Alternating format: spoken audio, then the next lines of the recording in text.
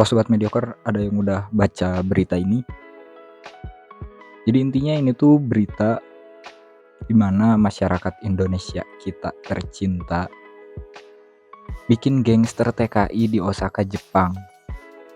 Dan di sana mereka ngemper terus mengganggu ketertiban warga Jepang sana gitu. Terus belum lagi orang-orang ini tuh yang terafiliasi di gangster ini tuh diduga membawa senjata tajam, dan ini tuh sampai diunggah sama influencer Jepang di Twitter @personalsecret. Kalian bisa cek akunnya di sini. Yang mana dia bilang kalau media Jepang tidak melaporkannya, tetapi orang Indonesia membuat gangster di Jepang. Mereka berkumpul dengan membawa pisau dan membagikan aktivitasnya ini di sosial media. Terus si personal secret ini juga bilang cepat atau lambat ini juga bakal jadi masalah kedepannya buat masyarakat Jepang. Mereka memblokir jalanan gitu untuk pejalan kaki, dan mereka ngancam orang-orang yang ngeritik masalah postingannya gitu. Yang mana ketika baca berita ini gue sampai mikir, ya Allah, gue kira orang-orang ini tuh pindah ke negara maju, pemikirannya bakal maju, ternyata goblok tetap. Kesel gitu gue pas baca berita ini. Maksud gue kan mereka berasal dari negara berkembang. Gue kira dengan berangkat ke sana mereka tuh punya mindset yang lebih baik gitu. Terus punya pemikiran yang lebih maju. Ternyata mental negara berkembangnya tetap dibawa di sana dan mereka bangga gitu sama hal itu. Gue lihat beritanya kesel gitu. Lu bisa lihat aja sendiri beritanya atau videonya.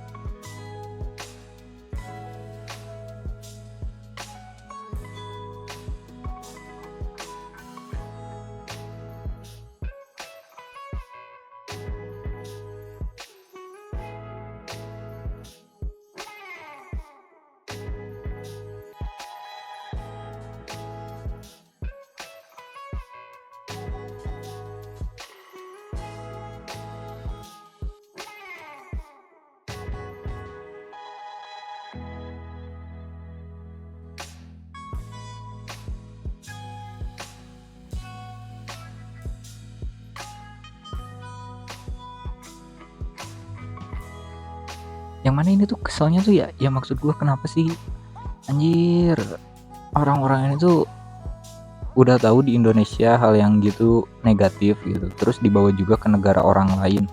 Yang malah bikin keselnya tuh mereka tuh nggak sadar udah mereka salah gitu, mereka nggak mau dikritik juga soal itu. Yang mana itu kan bukan negara mereka gitu, nggak bisa seenaknya juga. Yang padahal di negara Jepangnya sendiri aja gitu, budaya gangster ini tuh udah ditinggalin sama anak mudanya. Bahkan di Yakuza aja, Yakuza gangster gedenya gitu yang ada di sana, mayoritas Yakuza itu tuh kelompoknya itu tinggal usia tua doang gitu. Dari datanya tuh tinggal usia 50 sampai 70 tahun ke atas gitu, dan umuran 20-annya tuh sedikit. Dan ini ada orang Indonesia tiba-tiba datang ke sana bikin gangster terus ngerasa bangga gitu. Astagfirullahaladzim. Mereka tuh nggak mikirin kalau misalkan gaji di Jepang tuh sebenarnya kan udah oke gitu, nggak usah macem-macem lagi lah. Ini malah dirusak gitu. Ya mungkin sekarang gitu belum ngaruh apa-apa gitu, tapi takutnya kan di masa depannya gitu, di masa yang akan datang, gara-gara kelakuan oknum-oknum tolol ini gitu, orang Jepang di sana nanti punya sentimen negatif ke masyarakat Indonesia, yang mana takutnya nanti jadi ada diskriminasi. Belum lagi misalkan udah nggak percaya lagi, terus nanti paling parahnya misalkan negara Indonesia di-banned buat kerja lagi di sana gitu, nggak akan ada pekerjaan atau perusahaan yang mau ngerjain lagi orang Indonesia di sana gitu. Dan kalau misalkan nantinya dibatasi pekerja dari Indonesia gitu, terus mau gimana lagi gitu. Negara Jepang tuh udah oke banget sumpah buat kerja, dan nantinya kalau misalkan jadi ribet gitu kan, kalian juga yang kerja di sana yang jadi ribet juga gitu. Udah mah kaliannya nanti bikin orang-orang yang mau kerja ke sana terhambat gitu. Terus kalian juga di sana nanti pusing. Terus dengan bikin geng ini tuh yang kalian dapat tuh apa gitu? Kalian tuh pengen ngapain sih sampai bikin geng kayak gini tuh? Jujur pas baca berita ini gitu, gue langsung malu anjir, kayak astaga, orang-orang Indonesia nih kenapa gitu, walaupun emang oknum gitu, tapi si oknum ini tuh kayak tolol banget. si otaknya teh udang parah. Gue sampai mikir ternyata emang gak semua orang tuh wajib kerja jauh-jauh gitu. Ternyata mentalitasnya juga masih ada yang kampung gitu, kampungan, dan ternyata ngebuktiin gitu kalau pindah negara pun gak jadi perubahan gitu ke orang-orang yang emang mentalnya bodoh ini tuh gitu. Gue tahu ini emang oknum dan video ini pun dibuat berdasarkan opini gue gitu. Tapi apakah opini gue salah? Karena menurut gue ya emang bodoh aja gitu kalau mereka ngelakuin hal yang gitu yang mana nantinya ngerugiin orang-orang lain. Dan buat kedepannya gue rasa LPK sebenarnya harus ngefilter lagi karena gak semua orang ternyata yang bisa diberangkatin ke luar negeri. Kalau emang orang-orangnya bebal meskipun punya duit juga gak ngaruh. Nanti juga kan yang kena imbas LPK-nya sendiri gitu, lembaga pencarian kerjanya. Terus belum lagi kan kasihan anak-anak yang sekarang lagi cari interviewan gitu, lagi belajar, lagi latihan di LPK kalian, nantinya terhambat. Siapa tahu nantinya jadi menghambat mereka yang nantinya mau berangkat jadi nggak bisa. Udah tahu di Indonesia tuh krisis kerja gitu, sekarang akses kerjanya malah mau dirusak sama oknum-oknum bodoh ini tuh. Makanya gue juga keselnya tuh kenapa sih ada aja ternyata orang yang kayak gitu. Dan kalian juga harus tahu bro, impactnya tuh nggak cuma buat kalian doang, tapi orang-orang yang di sana lagi kerja bener gitu, lagi kerja buat ngerintis karir mereka, lagi kerja buat ngebangun usaha, buat bantu keluarganya di Indonesia gitu.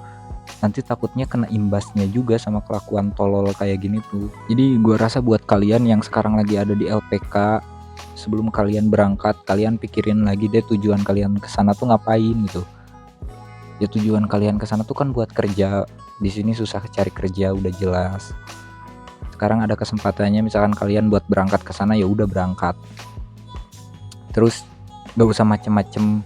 Kalian tujuannya ke sana buat kerja, buat bantu ekonomi keluarga mungkin, buat nantinya ngebangun usaha, atau emang pengen ngerintis karir di negara sana gitu. Gak usah macem-macem, gak usah aneh-aneh. Karena kesempatan tuh gak akan datang 2 kali kan. Siapa tahu nanti gara-gara kasus ini gitu jadi banyak orang yang terhambat untuk berangkat ke Jepang. Jepang sendiri udah negara enak kok, maksudnya gajinya ya lumayan. Kalian masih bisa, mungkin di sana emang ya kalau dipakai kebutuhan sehari-hari tetap gede, cuma kan kalau kalian uangnya dikirim ke Indonesia itu udah lumayan banget gajinya. Belum lagi masyarakatnya juga adabnya baik, masih ramah-ramah. Karena beberapa negara ada juga yang rasis kan, ada juga yang mendiskriminasi. Infrastruktur juga udah baik gitu. Kalian tuh di sana tuh udah enak, jadi udah nggak ada yang kurang lagi. Jadi nggak usah aneh-aneh lah. Karena sebelum ini pun kan Indonesia juga kemarin udah banyak diliput gitu. Ada beberapa berita juga, mungkin nanti gue tampilin beritanya, yang nunjukin kalau orang Indonesia ini tuh bermasalah. Dan di akun si Personal Secret pun dia ngupload juga beberapa kericuhan yang ada di Indonesia juga loh. Dan kalau beneran ini misalkan ngasih efek yang negatif buat masyarakat Indonesia, gua rasa kalian yang bikin gangster di sana bener-bener ngerusuh sih, parah. Ini mungkin segini dulu konten yang gua sampaikan karena darah udah naik ke kepala gitu. Gua baca ini sampai pusing karena gua kira tuh orang-orang ini tuh yang nabung kan untuk biaya ke Jepang tuh perlu biaya yang cukup besar gitu. Gua kira dia udah memantapkan diri untuk menjadi masyarakat yang lebih baik. Ternyata memang ada saja masyarakat yang aneh kayak gini tuh. Makasih buat yang udah nonton, like, share juga konten ini ke orang-orang yang sekiranya lagi ada di LPK biar mikir, jangan kayak orang-orang ini gitu. Komen juga apakah opini gua salah, karena gua rasa emang gak masuk akal kalau kayak gini. Gua juga pengen kerja ke Jepang kalau ada duitnya sebenarnya. Untuk apa? Untuk menghindari orang-orang seperti ini gitu. Di sana malah ada juga dibuat. Kan kesel gitu. Sementara dari beberapa kasus, kalau misalkan ke negara lain kayak di Korea kemarin udah ada kasus diskriminasi ke orang Indonesia gitu. Negara lain pun banyak, apalagi negara Eropa atau Western itu, ke Asian people tuh agak ada diskriminasi gitu. Dan Jepang tuh udah paling aman. Sekarang denger berita ini kayak jadi astaga.